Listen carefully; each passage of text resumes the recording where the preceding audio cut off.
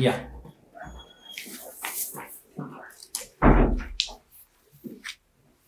Good afternoon. बसा.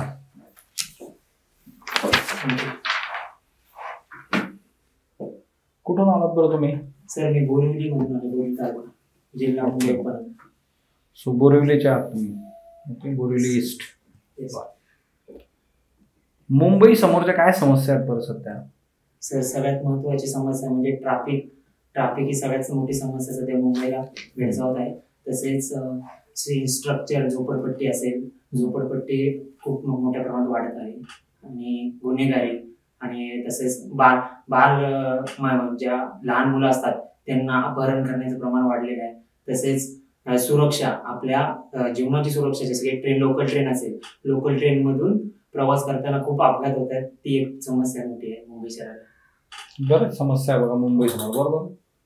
तरी तुम्ही मुंबईलाच अप्लाय केलं? सर मुंबई ही आर्थिक राजधानी आहे, तसेच माझं स्वतःचं घर सुद्धा मुंबईमध्ये. आता बरीच लोक आहेत बघा पुण्यातली, त्यांनी मुंबई अप्लाय केलं, कुणी मुंबईचं त्यांनी नाशिक अप्लाय केलं. मग तुम्ही एवढ्या समस्यांमधून बाहेर पडला असता की? जर तुम्ही दुसऱ्या ठिकाणी अप्लाय केलं असतं तर मग एवढ्या सगळ्या समस्यांमधून बाहेर पडला असता तुम्ही. कुटुंबासोबत राहायला मला नक्कीच आवडेल. तिकडे आपण कुटुंब घेऊन जाऊ शकतो ना सर. परत दुसऱ्या सिटीमध्ये सेटल होणं, घर घेणं खूप कठीण आहे त्यामुळे. बर, ठीक आहे. सो आता सध्या भारताला नवीन न्यायाधीश मिळालेले आहेत, सरन्यायाधीश. सरन्यायाधीश कशा नियुक्त केले जातात बरं? काय प्रक्रिया आहे? सर वयाने सगळ्यात ज्येष्ठ असलेले व्यक्ती त्यांना राष्ट्रपती नियुक्त करतात. वयाने जे ज्येष्ठ असतील ते. मग आता समजा आपण जरा असं विचारात घेतलं की आपल्या कुटुंबातले आजोबा, पणजोबा, त्यांचं वय जे ज्येष्ठ आहे 80-85 वर्षाचे, त्यांना नियुक्त करणार का आपण सरन्यायाधीश? नाही सर. मग जे त्यांचं 34 नाही, आता 33+1 न्यायाधीश, त्यांच्यामधूनच एकाची निवड केली जाते. ओके. असा निकष कशात आहे बरं? संविधानामध्ये आहे का? त्याचा काही कायदा आहे? काय आहे? कुठून आलं बरं हे सगळ्यात सर्वोच्च? परंपरा आहे आतापर्यंत की ज्येष्ठ व्यक्तीला सरन्यायाधीशपदी नेमणूक करत आलेली आहे परंपरेनुसार. बर. आणि आता सध्या जे आहे लेडी ऑफ जस्टिस पण न्यूज मध्ये आहे बघा. ओके. न्यायदेवतेचा पुतळा. हो. ओके. काय बरं त्याच्याबद्दल काय का न्यूज मध्ये येते? ते न्यायदेवतेचं आपले माजी सरन्यायाधीश चंद्रचूड यांनी मूर्तीची रचना बदललेली आहे. त्याच्या हातात पूर्वी तलवार होती, तिथे संविधान दिलेलं आहे आणि डोळ्यावरची पट्टी न्यायाधीशाच्या काढलेली आहे. बर. अजून काही बदल आहेत का? एवढेच बदल आहेत? संविधान ठेवले तलवारच्या हाती आणि पट्टी दोन बदलली. वेशभूषेत काही फरक आहे का? भारतीय संस्कृतीची साडी ऍड केलेली आहे. बर. मला सांगा, तुम्ही मुंबई विद्यापीठाचे विद्यार्थी आहात. कोण आहे सध्या कुलगुरू मुंबई विद्यापीठाचे? रवींद्र कुलकर्णी सर. बर. सो 2020 मध्ये तुम्ही पास आउट आहात. Yes sir. तुम्ही फक्त ह्याच एक्झाम साठी प्रिपेअर करता की इतर पण एक्झाम देता? स्पर्धा परीक्षेसाठी तयारी करतो. ओके. MPSC combine. मग उद्या जर तुम्हाला समजा तिच्यात काय टार्गेट आहे बरं तुमचं कंबाईन मध्ये? ग्रुप सीचं होतं. बरं. क्लर्क, मंत्रालय क्लर्कचं केलेलं टार्गेट. मग जर उद्या तुम्हाला तिकडे जॉब मिळाला तुम्ही या सोडून द्याल का? नाही सर. नाही. बरं. सर तुमचं ग्रॅज्युएशन कशामध्ये झालेलं आहे? Bachelor of mass media sir. Mass media. भारताची जी मीडिया आहे सध्याची, कोणकोणते चॅलेंजेस आहेत त्याच्यासमोर?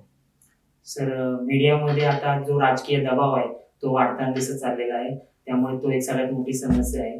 आणि आताच्या घडीला जे खरं दाखवलं जात आहे, खरं एक पडदा मागे ठेवला जातो, ती एक समस्या आहे. कारण राजकीय दबावामुळे चॅनल कुठेतरी दबावात पडत आहे. असे तुम्हाला फेक न्यूजचा इश्यू माहिती आहे? फेक न्यूज असतात बघा, काय उपाययोजना असतील बरं फेक न्यूज कमी करायचे असेल तर? सर फेक न्यूजवर समस्या कमी करण्यासाठी एक समिती नेमली पाहिजे माध्यमांनी, जेणेकरून ते ग्राउंड लेवलला जाऊन क्रॉस चेकिंग करू शकतात आणि पडताळणी करू शकतात. एवढं शक्य आहे का बरं करणं? सर त्या लेवलला आता टेक्नॉलॉजी वाढली, टेक्नॉलॉजीचा वापर करून आपण करू शकतो.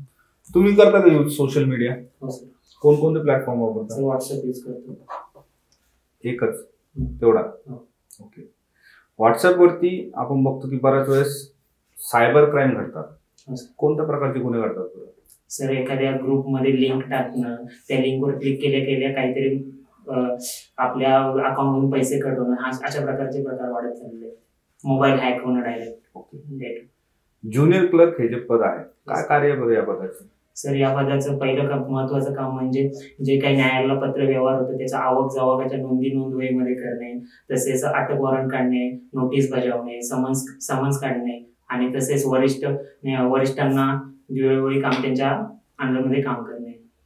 कम्प्युटर यूज करत असताना या पदासाठी कोणकोणत्या सॉफ्टवेअरचा वापर केला? MS word, MS PowerPoint. Okay. आपण बघतो की फाईल सेव्ह करताना दोन ऑप्शन दिसतात आपल्याला, एक असतं सेव्ह आणि दुसरं असतं सेव्ह ॲज. काय डिफरन्स आहे दोन्हीमध्ये? सर आपल्याला एक्झिस्टिंग फाईल मध्ये जर एखादी आपला डॉक्युमेंट सेव्ह करायचा असेल तर तो फाईल सेव्ह मध्ये डायरेक्ट करायचा, आणि जर वेगळ्या नावाने फाईलला नाव द्यायचं असेल, वेगळ्या डॉक्युमेंट सेव्ह करायचं असेल वेगळ्या नावाने, तर आपण फाईल सेव्ह ॲज करतो. आणि शॉर्टकट की काय save file F12 save as साठी, आणि कंट्रोल एस ने सेव्ह होतं. ओके. तुझ्या हॉबीज आहेत का काही? हो सर. सांगा. सर पोहायला आवडतं मला. स्विमिंग. ओके. स्विमिंगचे प्रकार माहिती आहेत तुम्हाला? कसं सांगा. Side stroke, back stroke, breast stroke आणि बटरफ्लाय आणि तसेच फ्रंट क्रॉल, त्यालाच फ्री स्टाईल म्हणतात. ओके. ऑलिम्पिक मध्ये बघा स्विमिंगची मॅरेथॉन सुद्धा झाली, म्हणजे किती किलोमीटरची असते मॅरेथॉनचं? सर नाही बघितलं नाही. बरं. न्यूजपेपर वाचता तुम्ही? हो सर. ओके. सध्या काय चालू आहे बरं भारतामध्ये? सर निवडणूक महाराष्ट्राची आणि भारतामध्ये झारखंडचे इलेक्शन सुरू झाले. बरं. आणि मणिपूरचा इश्यू झाला. तुम्ही कधी कोर्टाला व्हिजिट केलंय?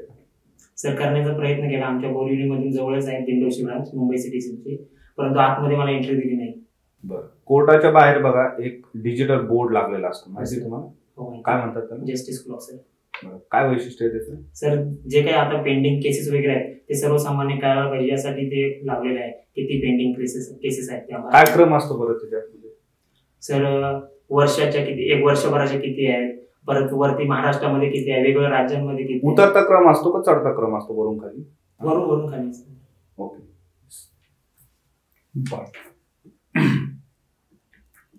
तुमच्या बोटाला शाई लावलेली बघा आता मतदानानंतर. काय असतं बरं या शाईमध्ये? नायट्रेट असतं, सिल्वर नायट्रेट. ओके. आणि काय त्याचं वैशिष्ट्य आहे बरं, का ते टाकलं आता त्याच्यात?